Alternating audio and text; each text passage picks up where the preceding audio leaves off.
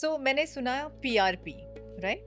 So I have also heard PRP, जिसमें cosmetic surgeries या जैसे फेशियल्स के लिए यूज हो जाता है. बराबर. So what is the difference between PRP done in cosmetic surgeries or facials and for the orthopedic purpose? Oh, there is a huge difference, though the fundamental concept is the same.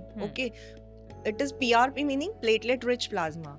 उसका मतलब होता है हमारे blood में कुछ sales होते हैं, उसको प्लेटलेट्स बोलते हैं.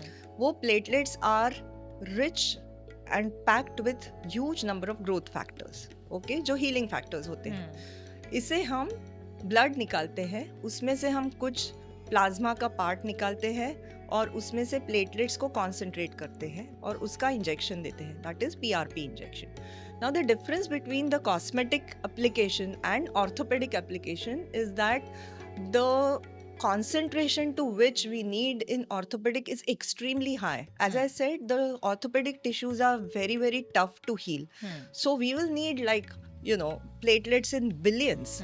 So अभी रिसेंट गए 3 या 4 साल में जो रिसर्च पब्लिश हुआ है उसमें से हमें पता चला है कि the concentration for platelets in orthopedic application has to be minimum 5 billion to 10 billion. Wow. So that's a huge amount. Okay, so the entire technology of concentrating it for orthopedic problem is very different than a cosmetic application. Now in cosmetic application it is basically for skin या hair, which is very rich. It always you must have heard कि skin अपने आप regenerate होते रहता है.